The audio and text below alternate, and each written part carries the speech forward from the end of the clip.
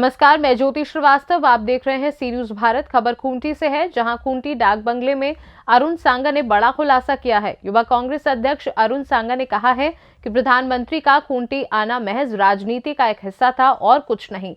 वहीं इसी क्रम में उन्होंने कहा कि प्रधानमंत्री ने खूंटी के लिए कुछ भी फंड नहीं दिया और न ही खूंटी के आदिवासी के लिए वो हितैषी हैं। आइए सुनाते हैं उन्होंने और क्या कुछ कहा।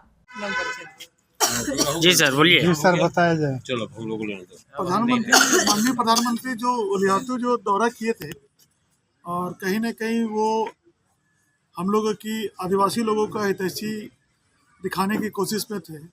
मैं उनसे पूछना चाहूँगा कि अगर वो हितैषी रहते तो हमारी बात जब मैंने बोला कि मणिपुर आप क्यों नहीं गए और उस चीज़ को मैं विरोध कर रहा था, तो मुझे उस दिन घर से निकलने नहीं दिया गया। प्रशासन की तरफ से दबाव दिया गया कि आप गलत कर रहे हैं, आपको जेल में डाल दिया जाएगा।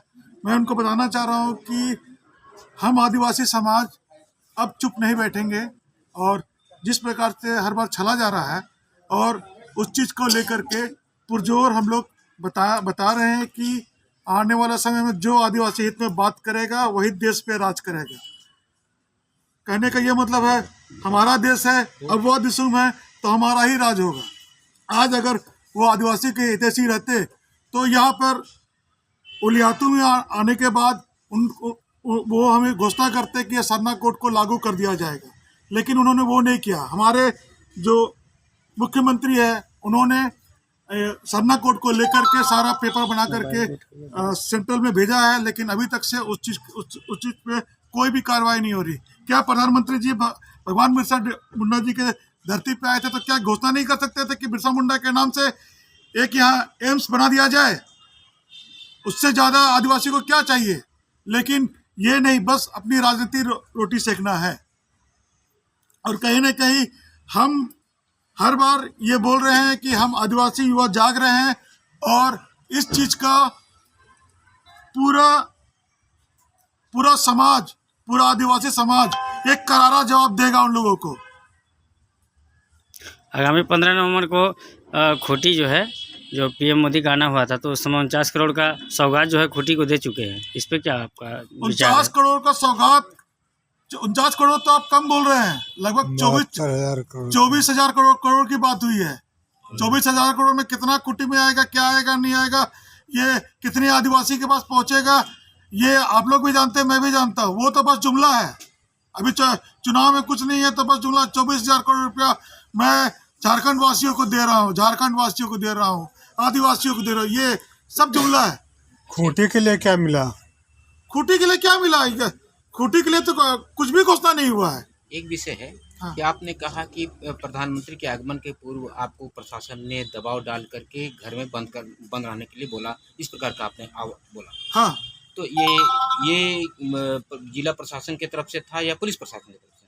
पूरा मतलब कि ऊपर से भी दबाव था। अच्छा। ऊपर से भी दबाव था और कहीं ना कहीं मुझे मतलब कि प्रेशर दिया जा रहा था। मैं उन लोग को ये कहना चाहूँगा कि मैं अब आगे बढ़ चुका हूँ। आप लोग मुझे जेल में डाल दे या मार डाले, मैं आदिवासी हित में बात करूँगा तो करूँगा और मैं इसके लिए मैं हमेशा आवाज़ उठाते रहूँगा। ये तो सरकार आपकी है यहाँ झारखंड में, और जिला प्रशासन कहें चाहे पुलिस प्रशासन कहें, वो आपके अधीनस्थ है, और वो आपके सरकार होने के बावजूद आपके ऊपर दबाव कैसे डालती है? सेंट्रल के आगे क्या किसकी चलती है? राज्य सरकार अपना ये होता है, राज्य सरकार अपनी होती है। अगर वैसा रहता तो हमारे पास मतलब कि ये सेंट्रल ब्यूरो से फ़ोन नहीं आता। सेंट्रल ब्यूरो से बाकायदा फ़ोन करके सारा कुछ प्रेशर बनाया जा रहा था। लगातार मेरा फ़ोन ट्रेस हो रहा था। जिन लोग मेरे संपर्क में थे, जो मतलब कि जिस गांव से आ रहे थे, उन लोग को उनके पास फ़ोन कराया जा रहा था। तो कहीं ना कहीं राज्य सरकार तो हमारे साथ में थी। आप देख सकते हैं कि हमारे बयानबाजी के बाद हमारे मतलब कि जेएमएम प्रवक्ता ने भी उसको लेकर जवाब दिया था। मणिपुर की बात आपने कहा था, मणिपुर की घटना को लेकर के झारखंड में गौरव दिवस में जोड़ा गया, ऐसा क्यों? देखिए, हमारा बस यही कहना है कि आप 6 महीना से जो मणिपुर में जो दंगा फसाद चल रहा है, आदिवासियों को मार पीटा जा रहा है, प्लस हमारी बहनों जो है उनको नंगा करके घुमाया जा रहा है, आप अभी तक से सुध नहीं लिए। और वहाँ पे जाके आप मैंने इलेक्शन के समय घोषणा करके आया कि मितई समाज को एसटी में मिला देना है। ये क्या मजाक है? अभी यही घटना एक झारखंड में भी हुई है, मालूम है। लौतेहार में छठ के एक दिन पूर्व एक आदिवासी महिला के साथ बलात्कार हुआ और उसके साथ भी इसी प्रकार का अत्याचार हुआ। क्या कहेंगे?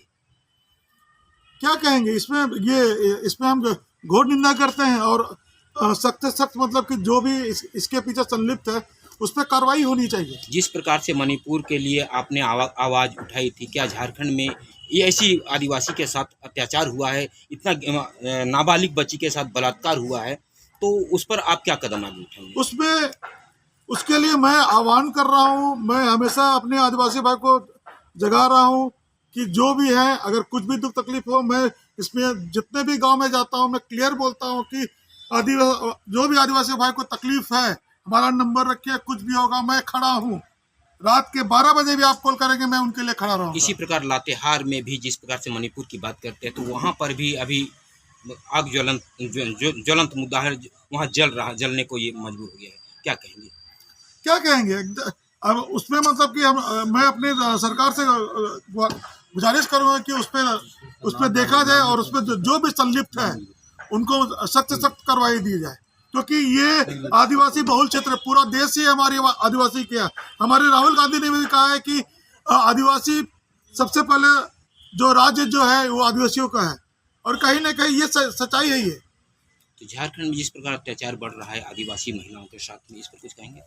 उस पर जल्दी हम लोग कार्रवाई करेंगे। उस पर हम लोग मैं इसी वजह से अपने सभी आदिवासियों को बोल रहा हूँ कि हम लोग को एक गोलबंद होना पड़ेगा, नहीं तो लोग हमेशा हम लोग को शोषित करते रहेंगे। और गोलबंद होकर के हमको अपनी ताकत दिखानी होगी, जो कि कहीं ना कहीं सरकार को पूरा पुरजोर से हिला देगी, और ये आदिवासी सत्ता ही मतलब कि राज करेगी आने वाले समय पे देश पे। Thank you. मंच में रहते हुए सरना कोड की बात की, मुख्यमंत्री ने भी, है ना, प्रधानमंत्री से ये मांग नहीं की सरना कोड के संबंध, इस बारे में आप क्या कहें? नहीं, हमारे मुख्य खूंटी से सी न्यूज संवाददाता शाहिद अंसारी की रिपोर्ट। फिलहाल के लिए खास खबर में बस इतना ही। देश दुनिया की बाकी खबरों को जानने के लिए आप देखते रहिए सी न्यूज भारत।